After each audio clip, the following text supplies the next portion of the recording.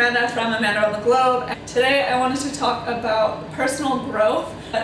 I have been thinking so much lately about all the areas that I would like to grow in. I wrote down 6 areas today that I would like to focus on in the next 3 months that I can really grow in. So the number 1 area that I really focus on a lot, which you would probably guess by watching my other videos, is things. So being a minimalist, I have really reduced the amount of things that I have. Obviously I travel, so I carry everything I own with me in a backpack, but I do still have tendencies to buy things that I don't necessarily need. Minimalism is a journey, and I'm not a perfect minimalist, and I don't really know anyone that is perfect at being a minimalist. I'm really thinking a lot about this, and it's something that I would really like to change my mindset with and not really define myself so much from my clothes.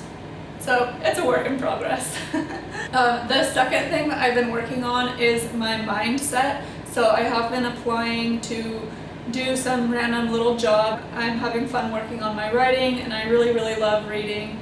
So that's what I've been spending my time doing, but I also have been thinking about doing some odd jobs here and there just to kind of supplement my savings account, because you can only live on savings for so long. So I figured since I'm here, it'd be a good idea to apply for some things to do. So I've applied for a few different really simple, easy jobs, and I have had a hard time with rejection because I have a college degree. I'm not, I consider myself a pretty smart person, and getting rejected from writing jobs for whatever reason. I mean, I know I might not be what the person is looking for, but it is hard to deal with rejection so often. So I'm really working on my mindset and staying positive and knowing that every time I get rejected from somewhere, it's a sign that something better is going to happen for me.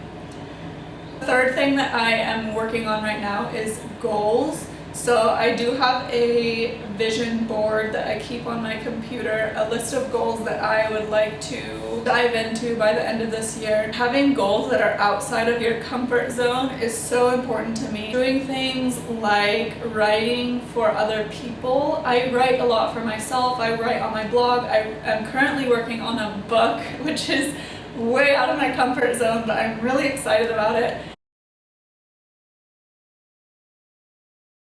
Just doing things that aren't considered so normal.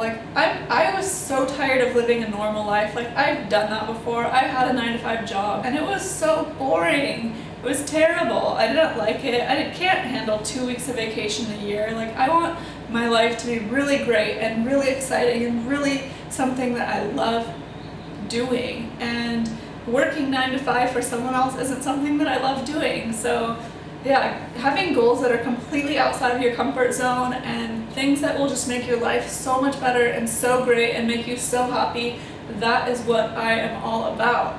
The fourth thing that I'm really focused on right now is building a tribe of people that I can spend time with that are really positive influence on my life. I've heard so many times that you are the sum of the 5 people that you hang out with the most.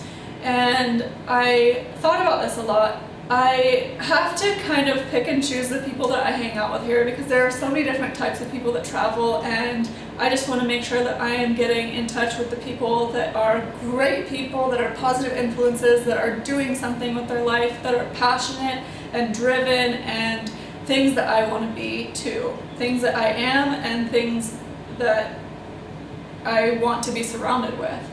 So many people that travel are really into partying and going out. This isn't a vacation to me, this is my life. So I just make sure that I'm surrounding myself with people who are really positive influences on me. And I'm so happy to have found a few people like that, actually, people that are really good influences on my life, and I'm really happy and lucky to have found them. So it's going well so far.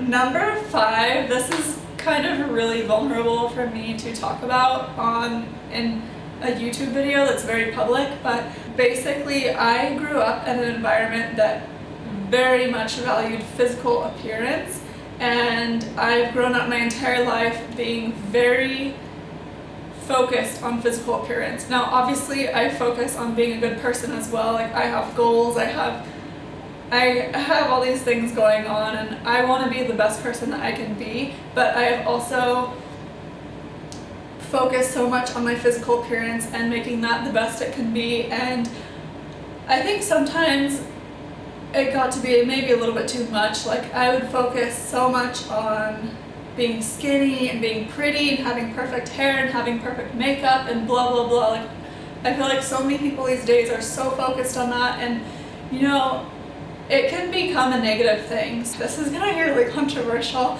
I've noticed in my life that people tend to like me more when I look a certain way. So people do value the physical appearance, and it's valued to a point where people take you more seriously if you look a certain way. And people, just the way our society is, values certain characteristics and certain things so much in a person.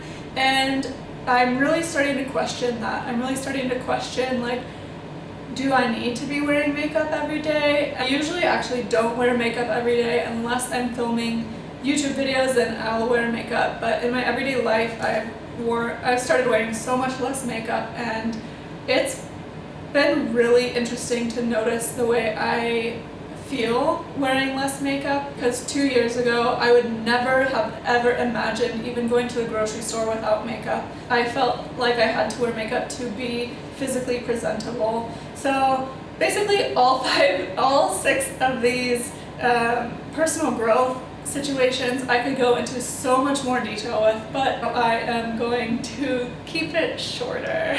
The number 6 thing that I'm working on, the last one, I think I have always been pretty good at this my entire life, but I still really want to focus on this and keep it at the forefront of my mind, which is being weak and vulnerable. So this is the opposite of what most people learn to be when they're growing up. What I learned to be when I was growing up is you have to be strong, you don't show emotion, you don't cry in front of other people, you don't admit your weaknesses. And I have changed so much in my life, even from a few years ago. I'm becoming a completely different person. I really honestly believe I'm becoming so much more open, so much more vulnerable. I read a book called The Power of Vulnerability or something like that. It's by Brené Brown, and I really think it changed my life. It is a really eye-opening book, and I highly recommend it to anyone. I will link it down below. This is such a powerful subject to talk about and to think about, and to realize that you really can't have real, authentic relationships without being fully open and fully vulnerable. So this is something that I'm really working on, and really starting to notice who in my life accepts that vulnerability and who doesn't. And this can really change your relationships, so prepare for some radical growth in this area if you do read this book and implement it into your life, because it has really affected me, and in the best way. And I really recommend it to anyone. I hope you guys like this video. I hope you have a great day, and I hope this inspired you to make some positive changes in your own life and maybe create some really crazy, out of your comfort zone goals. If you did like this video, please give it a thumbs up. Please subscribe for more. You can follow me on Instagram, Facebook. Have a great day. Bye.